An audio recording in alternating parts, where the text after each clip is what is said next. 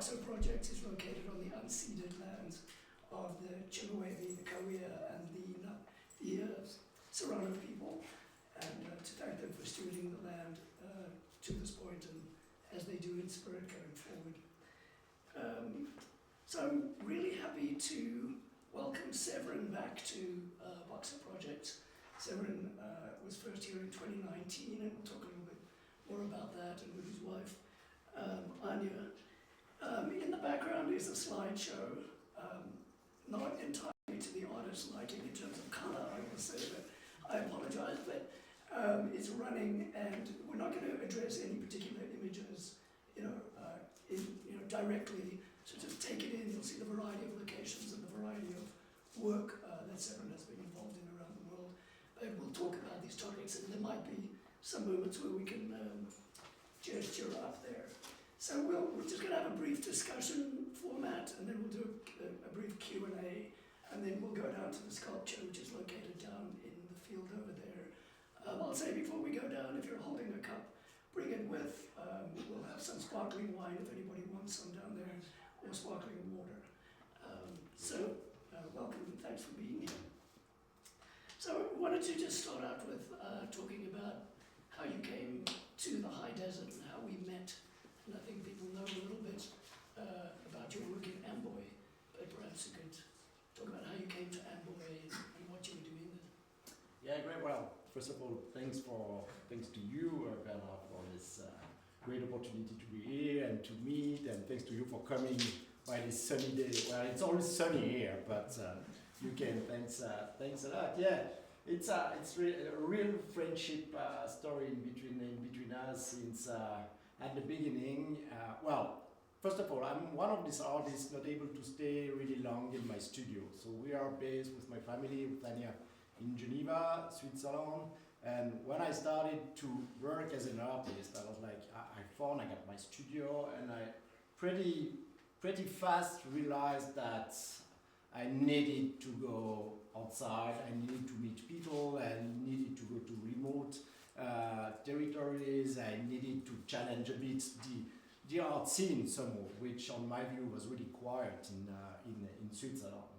So then pretty soon came the idea to start working with more kind of site-specific inspiration project.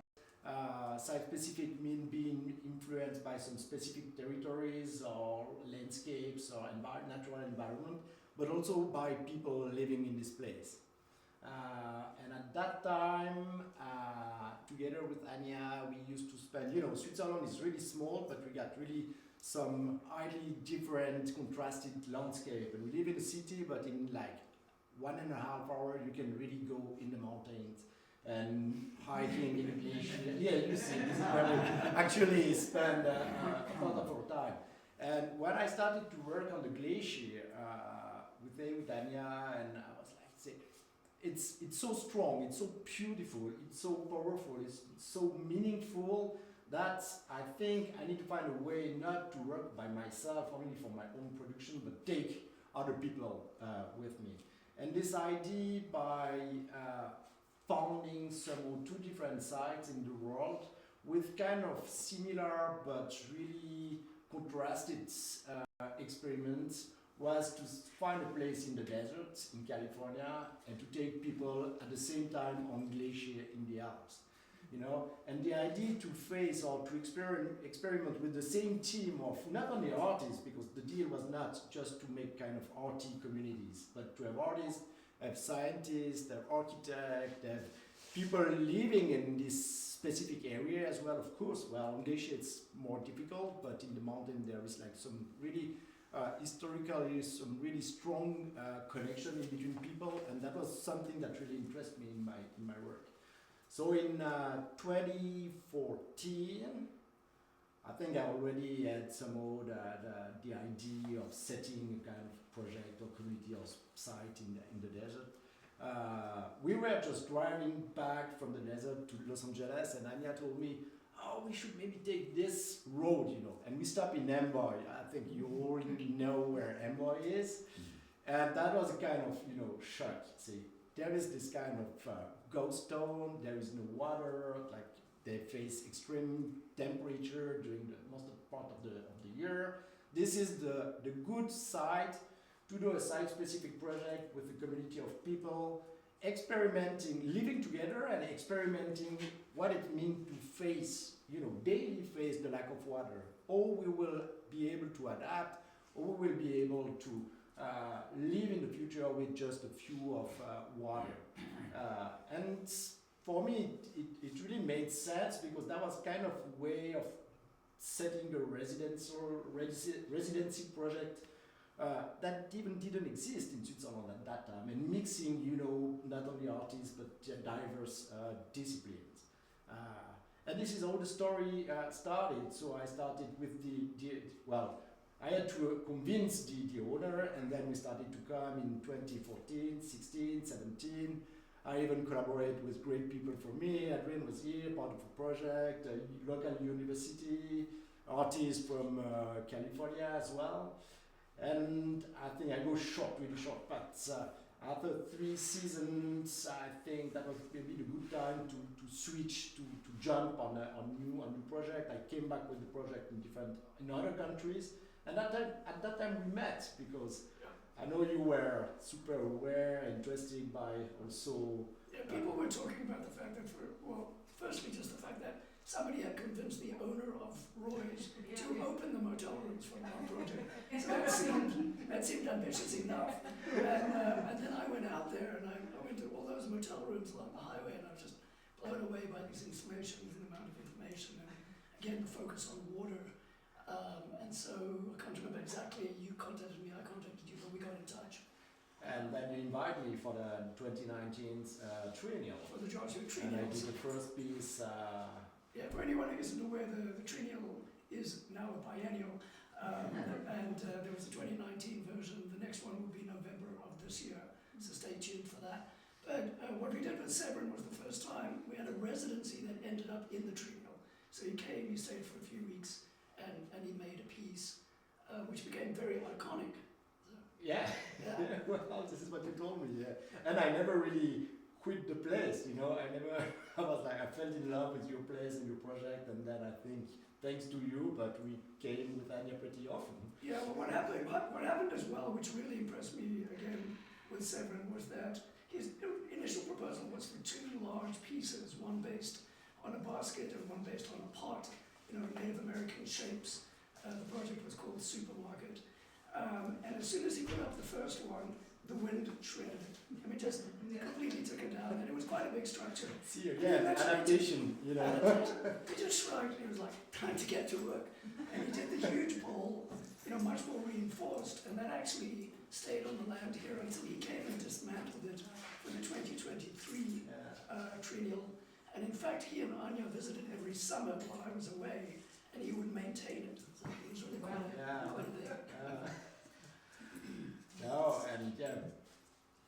Great. And then, so you were working with the group. The group was Matza, right? Yeah. Well, Matza is as I said before.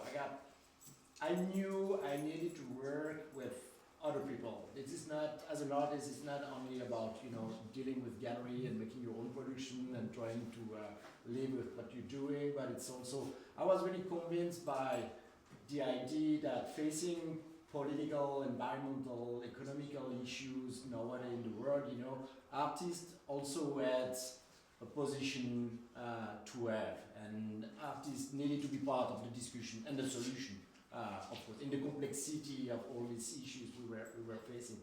So this is how the Matza story started. The idea of taking artists in specific situation or context with political or environmental issues. The desert was the lack of water. We have been working in Africa and Tunisia with fishermen, with the lack of fish in the sea, but also with migrations issues.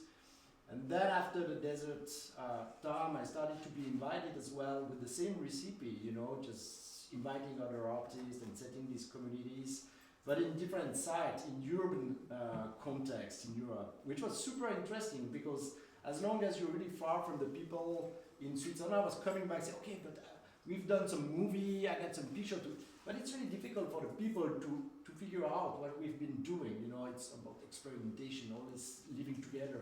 But then you go back and you realize, and that was really the idea with Matza, that's what you face, what you experiment on a glacier, you can see the world exactly in the same way, but just being in your daily life, neighborhood, with your communities around you. It's just a point of view, you know, it's just a new perspective by paying attention to the local resources, to the people. I got this really strong idea as well of, what do you say, collective intelligence somehow, you know, alone you're nothing, but together, then with specific skills and knows, you can really do amazing things. And even now in my work, which is a bit more personal now because I've been spending so much time in the last years with Anya as well, on the road that I need to work also on my sculpture and exhibition, but really always with the same idea that an artworks process has to involve a community behind it. Great. And was it, and also just to clarify, for us North Americans, Matza is actually a collaborative practice in Switzerland. Séverin described it to me the other day, a process that people do in a local community to bring themselves together and show collaboration by hammering nails into a tree. They individually handle, but put nails into a tree, so it's not the Passover cracker, but pronounced the same way. This connection, well, actually it comes, I learned this tradition through Anya's originally area in the mountain, and as most of the time when I explain the process, she said, no, that's not true, that's not exactly how it happened, you know. But this idea of, before, long time before the democracy came in Switzerland or in Europe, people just didn't even know how to sign up a paper or petition or whatever, you know. So this idea, which is really symbolic somehow and political as well, is all about collective emancipation's process. The guy took a tree trunk in the forest, put it upside down, then they were going from door to the people, say, do you agree to unite? Together we're going to be stronger to fight, to fight the enemies, or to build a bridge, and then people just nailed hammer nail in it. And this idea of, at the same time, having kind of artworks, really rudimentary, but artworks, but which with this political dimension, really interest me in my work process. Absolutely. And then it eventually took both you, then Anya was working separately but joined Séverin, right, for a while, to do some projects, social practice projects. Were they different? Was this with Matza, or it was a different thing? This in Medellin and Nairobi and places like that? Somehow that was kind of logical next step of Matcha, and a great opportunity to work together, because since a long time we always been really close in my work, in yours somehow, and many common discussion along the road through this all this project. And a few years ago, so after the kind of urban site-specific project, we got invited for a project by an institute called the Edgeland Institute. Interesting to work more precisely on political, but then I let you the word, you can maybe shortly explain that. More political issues related to digitalization and security, surveillance in cities. And then we started a new, really ambitious project in different cities. You want to tell a word? Two or three words on that, yeah. Actually, the former CEO of the International Red Cross had incubated in Harvard a new institute, which is called Edgeland Institute, so it's really about the edges of society. And he was very interested in seeing how, in today's world, in all the countries, not just some of them, security or the absence of security is a big issue, and how digitalization today allows massive surveillance. And so the question was then, how do cities, because for him the city is kind of a closer and easier way to study society rather than a whole country, how do cities work with that? How do they decide between freedom and security? Because some countries we know, like China, it's maybe secure, but it's not free at all. Others are maybe free, but maybe not secure. So it was about learning from different cities. And so there was kind of an academic part on that, applied science, not deep science. And they were very interested by what Séverin had done. So how he brings like 12 people, researchers, architects and artists in extreme territories, and they work together. I mean, they think together and then do their own work, sometimes together, a lot of the time individual, and then create an exhibition on site, a small exhibition, but still. And so they were inspired by that kind of way of working that you developed over the years, and they wanted us to do the same on their topic. So that was really, really interesting, because we had then scientists asking these questions, and the artists did the same, because in a way an artist is a researcher like any other. Simply he has different tools than a classical academic research. And so we did that for like 2 years. We did 2 programs in Colombia, one in Medellin, which was for quite some time considered as the most dangerous city in the world. Then in a smaller city of Colombia at the border to Venezuela, and then Kenya, where we lived. You saw some of the pictures. We lived 3 weeks in a slum ourselves. So it was also, we learned a lot. How do you live in a slum? What is security like? What is, cleaning yourself like? It's also very practical things. Like also in Amboy, where there is no drinking water, so you just have a little portion of water to clean yourself per day.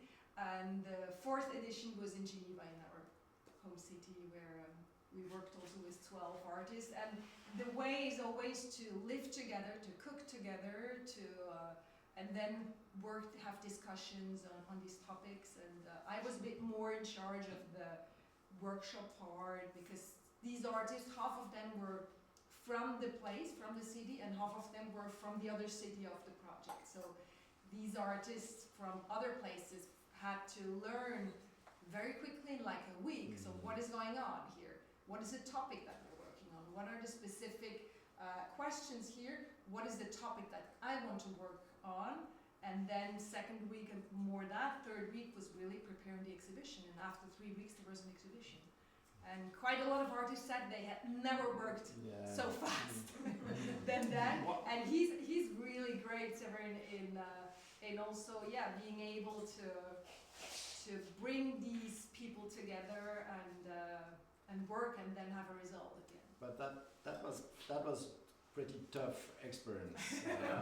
It was also for us. Yeah. This is interesting, because what you do in a desert or what you do in a mountain on a glacier, then you are a community of 10, 15 people. When you just get upset, or when you need just space for you escape somehow. You drive to the saloon. Exactly. You drive to the saloon, or you go for a walk, but because the natural environment and the dynamic of the group build a certain balance. So it's easier, I would say, even if like you face extreme temperature of the lack of water or whatever. When you're stuck inside a slum, inside the cities, Medellin was tough. We faced some security issues. People could not just go by themselves, Then you're really like stuck in a kind of promiscuity, if you say that in English, and that was, I do remember, and then behind it, you had all this cultural gap, misunderstanding, what it means as a white Swiss guy coming, and the project was mainly funded from Europe, So what does it mean when you go to Nairobi and work with, even if you work with the community, of course, but so it's super complex. It's difficult to try to do it as best as you can do it, but it brings really fundamental question as an artist or as a curator, and the also super interesting question of how to bring art outside of the art fields, somehow. And I think this is really what I kept from all this project, is how important it was to try to always push a bit, the limit out of the comfort zone, somehow from the artist, the curator, and all the art community. No, absolutely. I was very interested to hear about it all, and I think often there's this exoticization of going to work in these faraway places, and also social practice work is sometimes also sort of exoticized a bit. It's all very, very difficult, and I think people don't quite understand until they do it. And so I think that's brought you back to a little bit of focus, at least for the meantime, on your work and kind of having a bit of sort of single time or smaller community time again. We've renewed our friendship, again, not renewed, but it's seen each other more often in the last few years because you've been spending more time in Southern California, just, I think, reconnecting with Southern California and the desert. I don't know if you have anything to say about that. That we're gonna stay. That's okay, no, I do remember I told Anya when I stopped with the project in Amber, I said we need to go to the Atacama desert because I was really convinced of the idea of, it's also the idea that people living in remote territories have a lot to teach and a lot to say, and these people are most of the time not just listen heard, because we consider in South America, as soon as you talk about North Chile, Atacama Park, for example, people think it's just the hinterland.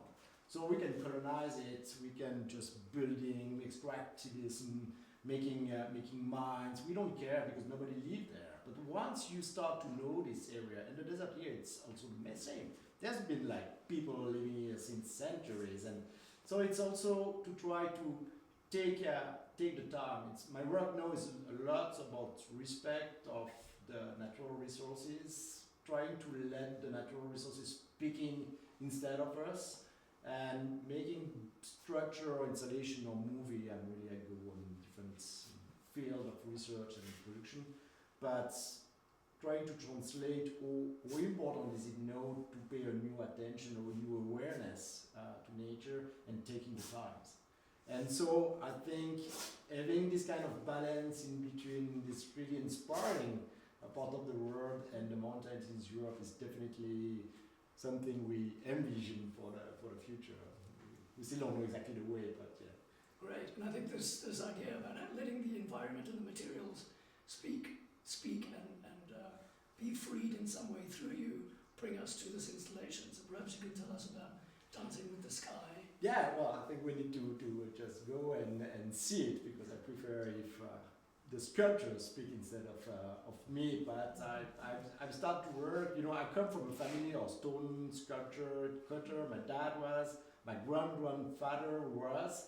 So there is at the same time the connection with the stone, the connection with the skills, the nose, connection with this kind of proletarian history of all these Italian people. Guelpa is Italian, so all these Italian people who had to move out, from Italy and come to Europe to find a job, and all the stone culture and people in building construction in Switzerland come from Italy.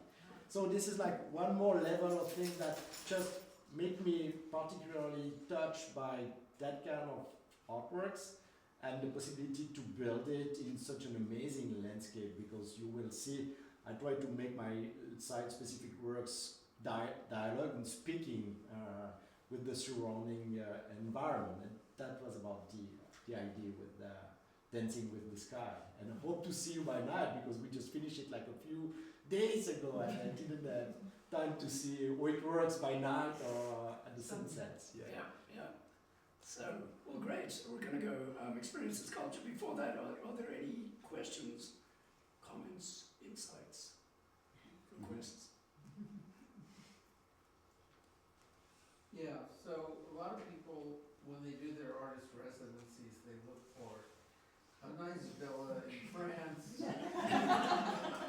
It's sort of the vacation for them. So can you talk a little bit about the idea of taking artists who might not have done social practice art or been in some of these environments before, and making this a learning experience for them? Yeah, well, Good question. yeah.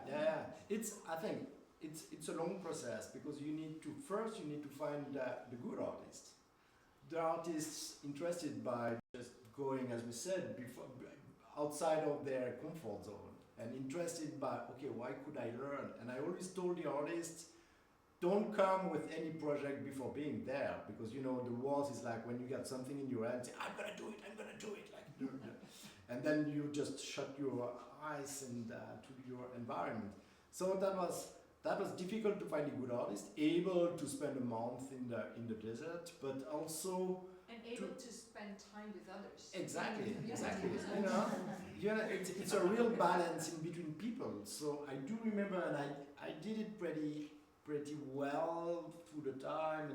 But you may on 10 people, you may have one people messing up, or one people who just don't feel. One person. Sorry. One person. One person who doesn't feel good, in the experimentation, or doesn't bear the situation. It's done, you can start again. That can be really shitty. And so before being sure that you mention to everybody that it's not gonna be easy, that it's a collective experimentation, don't come with people were, somehow a bit lost. But this is part, and this is what makes the project interesting, What I have to say, two things. It's difficult to explain with the same words to all the people the same situation. For example, when you go on a glacier for like 2 weeks, and you're gonna sleep outside on the glacier, even if you get like some good sleeping bag and all the stuff. Some people say, yeah, but for me, I did it so often, it's no big deal. But then the guy next to him, you're gonna think, oh, okay, it's easy, but he's gonna experiment the situation in a radically different way. And I got some people who just didn't bear to stay up there in a mountain, on a glacier or in a cabin, and they ran away. One person, only one person. Yeah, one. But it shows. No, it was definitely not easy. Also in Amboy, so we really were they were in the motel that was closed, I think in 72. No AC at all. Only in one of the trailers there were a small AC, but the rooms no AC at all. And they were there in July. Oh my God. So it was, the only moment where you felt kind of okay was in the evening when you took a shower with your like this, with a shower. And then you should not dry yourself, because that was kind of the 30 seconds. you feel fresh. And also in Medellin, we were camping, so really in Quechua tents, small tents, in a huge former industrial building. So there again, no showers, no kitchen, we had to build everything. So it was, a What challenge. was the installation like in those places? Did you create a group exhibition from that? Yeah, so the idea is really, we don't ask people to work together. If they do it, this is fine, but it's not like collective work, it's collective experimentation, but then people do their own stuff. It was, I have to say, it was depending of the site. In the desert, we did some group exhibition in Amboy. Of course, after a couple of days, most of the work has been taken away by the wind, and but we did it this way, the different bungalow. On a glacier, we knew that we would not leave anything on the glacier. So we did an opening on the glacier, and we invite people. And I think the last year, like more than 50 people just took the weekend. We needed to pay some mountain guides to take them on the glacier. They had to walk 7 hours. 7 hours to come to the spot where we did, and we made some amazing land art installation with ice, stones, performed. That was done. Yeah. And then it stayed. Then you just catch it into movie, or catalog. But it's unique. It's something that it belongs to the people on site who were part of it. There is a book behind the thick book. There are some artworks on the glacier, Amboy, and the urban ones. And then I think we have 4 little catalogs from the part that we did together. That's for example, that was show. one of the exhibitions we did in Medellin. Yeah. So even in the slum we work. This is a project we did in Geneva. It's also about ephemeral site, exhibition sites, some other this is the place we've been working on the glacier. There is a tiny, that was a project in Mongolia for Leonard Triennial. Yeah, hi.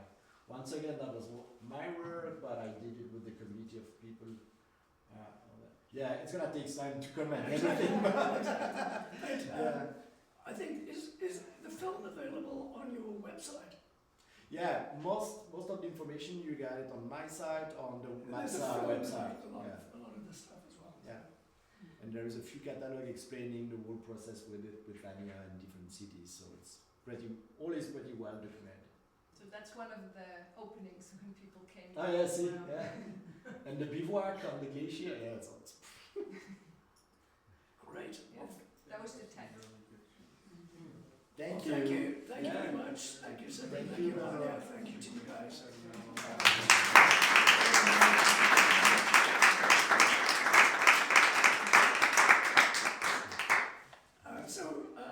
Séverin, if you wouldn't mind leading people down to the sculpture, remind us to take a cup if you'd like to have a Yeah, take the champagne.